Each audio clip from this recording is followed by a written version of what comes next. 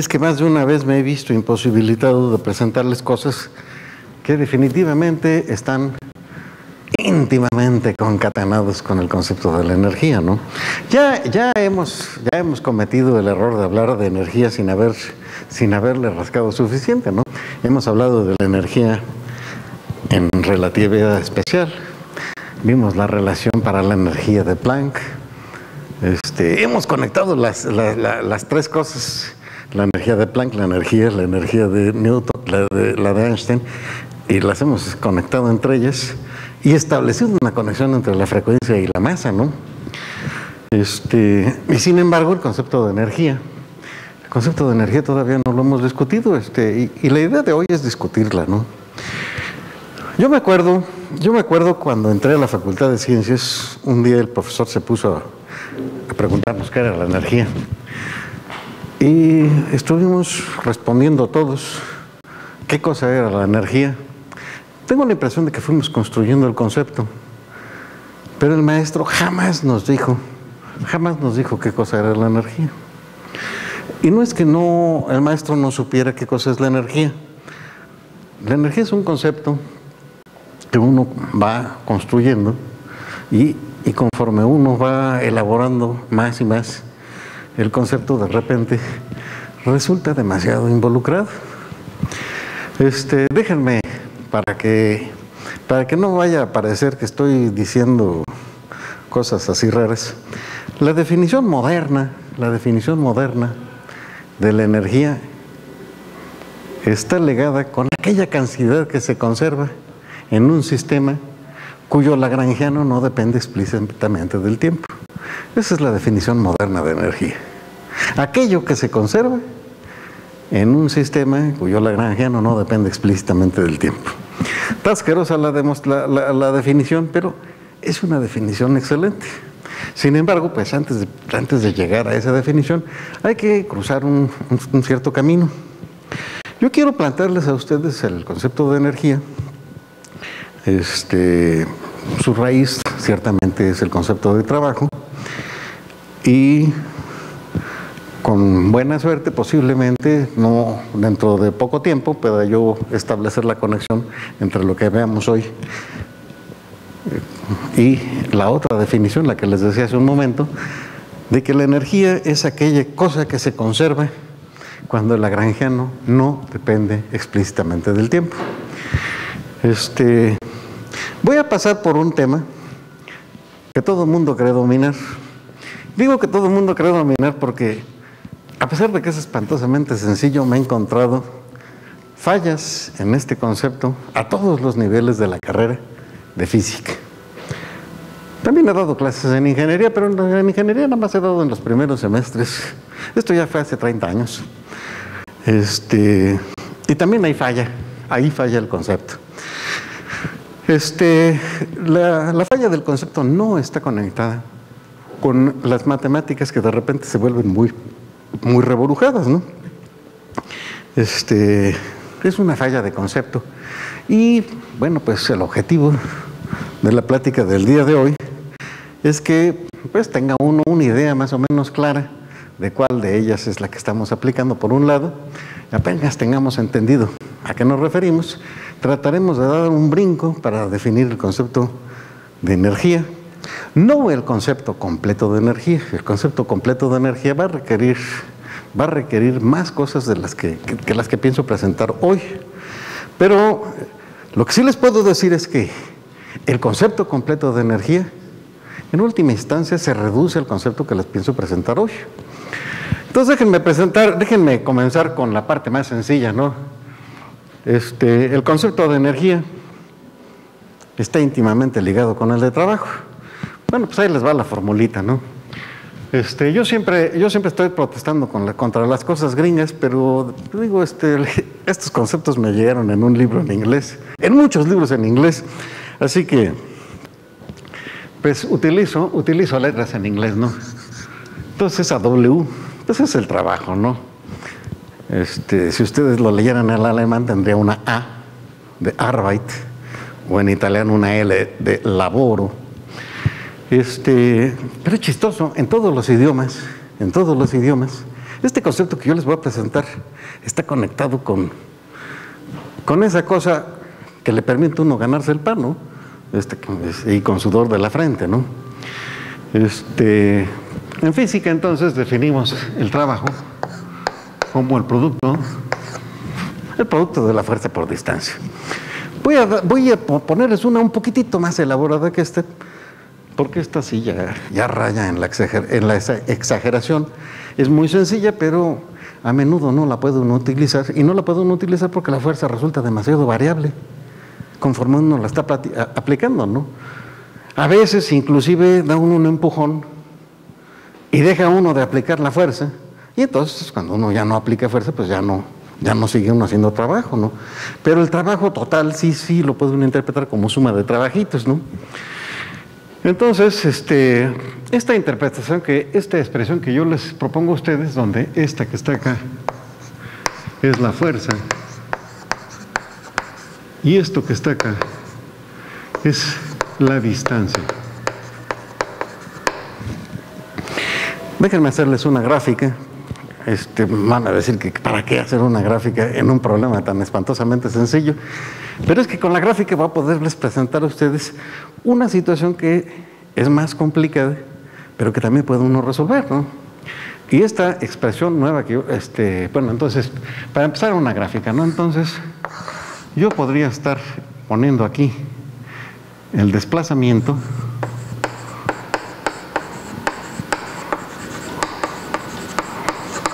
y por este lado pues voy a poner la fuerza. Y entonces pues vamos con este ejemplo espantosamente sencillo. Yo podría empezar aquí, terminar acá, y he aplicado una fuerza que siempre es igualita, ¿no?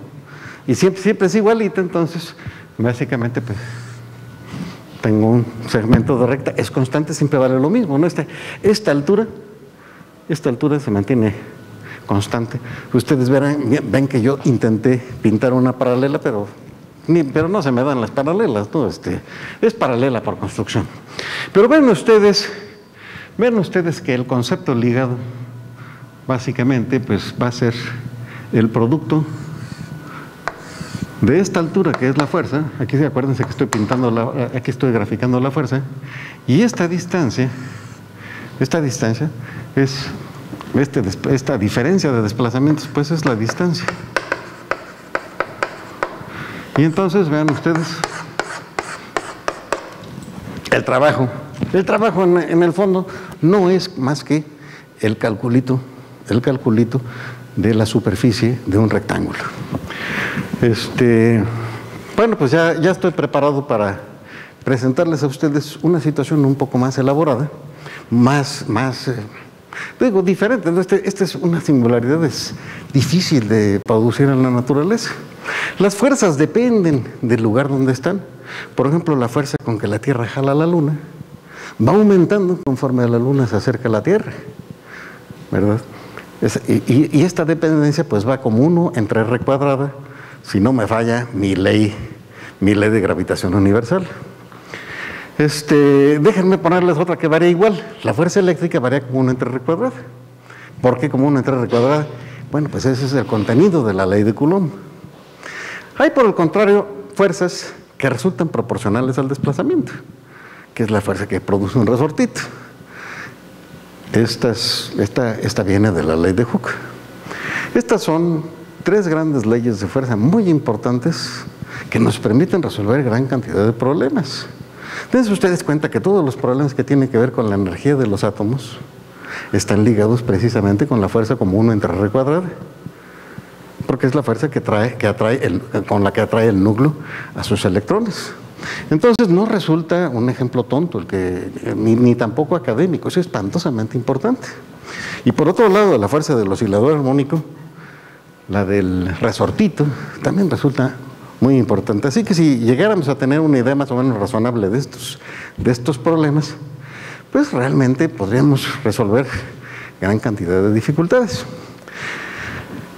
He estado hablando mal de las fuerzas constantes, pero nosotros tenemos fuerzas constantes con muy buena precisión. Por ejemplo, la fuerza de la gravedad es razonablemente constante si no hago desplazamientos muy grandes. Por ejemplo, si yo tengo un balín y lo dejo caer 100 metros, pues básicamente la fuerza que siente por parte de la atracción gravitatoria a lo largo de esos 100 metros es constante. No es lo mismo si yo dejara caer el balín, digamos, desde 100 kilómetros de altura hasta la superficie de la Tierra, ¿no? Esto ya sería una variación un poco más importante. La Tierra tiene 6.000 kilómetros, así que si la dejara yo caer de 12.000 kilómetros, entonces sería del doble del radio hasta el radio de la Tierra. Y en una caída de este orden, pues la fuerza sí alcanza a cambiar mucho, ¿no? Entonces, por ese motivo, yo les he presentado, por un lado, la definición sencillota y su interpretación geométrica, pero la interpretación geométrica de esa cosa sencillita, pues, nos va a permitir resolver el problema en el caso en que la fuerza varíe de una manera más arbitraria, ¿no?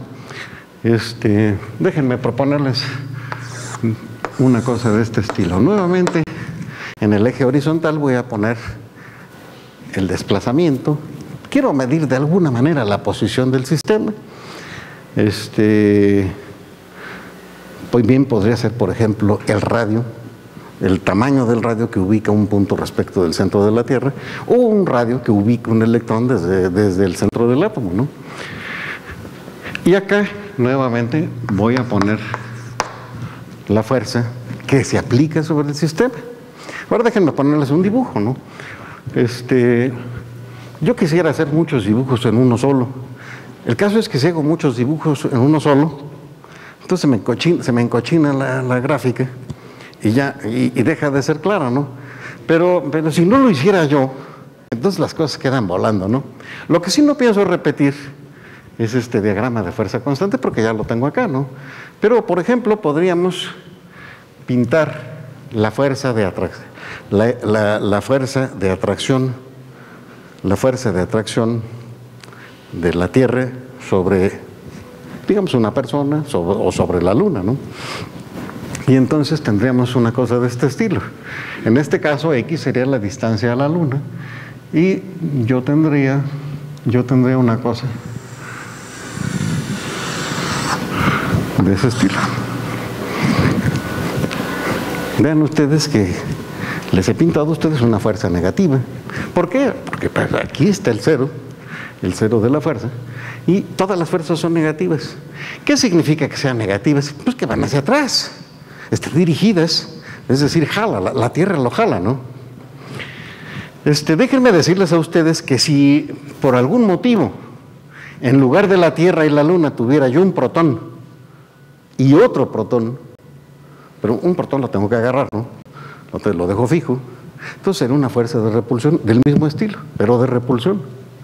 ¿Cuál es la gráfica? Pues la gráfica es igual que esta, ¿no? Es igual que esta, nada más que colocada por arriba. Ahora es positiva porque la empuja y la aleja. Bueno, no la pinto porque, les repito, digo, además se me acaba el pizarrón. Quiero pintarles, voy a borrar voy a pintarles la del resortito. La del resortito, imagínense una cosa de este estilo, ¿no? Normalmente ponen ustedes una mesa sin fricción, bien podría ser un bloque de hielo. Encima del bloque de hielo, aquí está el hielo, colocan un cubito, razonablemente lisito, y esto es una pared, y colocan un resortito. Si lo dejan ahí, pues se queda fijo, ¿no? Lo que sí podrían hacer ustedes es jalar ese cubito, y entonces el resortito lo jala, se empieza a comprimir el resortito. Y es más, quizás convenga ponerle aquí unas guías. ¿Para qué las guías? Porque entonces este cuerpo se empieza a regresar y empieza a apachurrar el resorte, lo apachurra hasta que alcanza un máximo, y en ese momento se detiene el cubito. Se detiene, pero ahora el resorte está comprimido, lo empuja, va aumentando su velocidad, agarra velocidad, y de repente de repente llega al punto en que el resorte no ejerce fuerzas, pero el cubito pues ya lleva velocidad y se sigue, y se empieza a frenar, hasta que finalmente se vuelve a parar. Y ahora el resorte está estirado, y como está estirado, jala. Entonces, la gráfica para la fuerza que produce este resortito sobre este cuerpo, tiene una forma muy interesante, ¿no? Es directamente proporcional a la distancia. Y como es proporcional a la distancia, pues es una recta que pasa por el origen, ¿no? Pero es una recta especial, miren. Se trata de esta recta. Ahí está la recta de la fuerza que aplique el resorte sobre el cubito. Donde X representa el desplazamiento respecto de aquel punto en que el resorte no está ni estirado ni comprimido. Yo mido los desplazamientos respecto de ese centro. Y vean ustedes, ¿no? Si yo lo desplazo aumentando el valor de la X, por ejemplo hasta aquí, aparece una fuerza negativa. ¿Qué significa eso? Que la fuerza va para el otro lado, es decir, lo empuja hacia el centro. Lo empuja hacia el centro y entonces aparece una fuerza en aquella dirección. Es una fuerza negativa. Por el contrario, si yo comprimo el resorte, si yo lo comprimo, entonces la fuerza aparece dirigida hacia el otro lado, y en este caso, como la coordenada X va a aumentar, pues ahora digo que tengo una fuerza positiva, ¿no? Efectivamente, vean ustedes, si yo me coloco de este lado, entonces obtengo efectivamente una fuerza positiva que regresa el bloque hacia el interior, ¿no? Bueno, entonces yo les he platicado a ustedes de tres fuerzas. Esta es la del resorte, esta que está acá es la fuerza de atracción de la Tierra sobre la Luna. No es la misma escala, pues digo, por favor, la fuerza que ejerce la Tierra sobre la Luna es una bestialidad, es espantosamente grande. Alguna vez aquí en este mismo lugar mostramos un calculito que había hecho Perelman de cómo podríamos sustituir la fuerza de gravedad con la que el Sol detiene a la Tierra. Y acuérdense que habíamos puesto unos alambritos, creo que eran de 10 metros de diámetro. Estos alambritos iban desde la Tierra hasta el Sol. Y había que llenar de estos cablecitos toditita la Tierra, de tal manera que de toda la superficie de la Tierra la mitad quedaba sin cubrir y la otra mitad cubierta, y todo ese cableado de acero, pues había que llevarlo al Sol para que, con la fuerza que podía soportar el acero, la Tierra siguiera su trayectoria, ¿no? Las fuerzas que produce el Sol sobre la Tierra son muy grandes, ¿no? No están a escalas en este diagrama. Bueno, y hay otra que les decía a ustedes, que es la fuerza constante. Yo les estoy pintando ahí una fuerza constante y positiva. Y hace rato les hablaba a ustedes de la fuerza de gravedad. Yo creo que la fuerza de gravedad más bien es negativa. ¿Por qué? Bueno, pues porque yo normalmente los ejes los pongo para arriba y la gravedad va para abajo, ¿no? Entonces eso hace que yo me vea obligado a ponerles un signo menos a esas fuerzas para que todas las cosas coincidan. Si yo pusiera el eje dirigido hacia abajo, entonces automáticamente yo podría poner que la fuerza de gravedad es positiva porque tiene el mismo sentido precisamente del eje que estoy utilizando para describirla, ¿no? Pero si no hago eso, entonces la fuerza de gravedad en general la voy a representar por una fuerza constante que no varía. Entonces ahí tengo los tres tipos de fuerza que tengo ganas de que tengan ustedes en su cabeza a lo largo de la discusión. Voy a hacer una discusión desde luego más general que pueda incluir todo tipo de fuerzas. Las fuerzas a las que yo deseo aplicar este resultado son de todo estilo, pero en particular las coulombianas. ¿Por qué las coulombianas? Pero cuando yo pensé en la conferencia del día de hoy, lo que yo tenía ganas de discutir con ustedes era de qué tamaño es un electrón. ¿Y cómo les presento a ustedes el de qué tamaño es un electrón? ¿O qué criterios tengo yo para ver de qué tamaño es un electrón? Y uno de los criterios para establecer de qué tamaño es un electrón es precisamente el contenido energético de un electrón. ¿Y cuál es el contenido energético de un electrón? Pues es trivial. Ya no sabemos de memoria la respuesta. mc cuadrada, donde m es la masa y c la velocidad de la luz. Y esto es una relación de Einstein, ¿no? Ahí está la energía del electrón.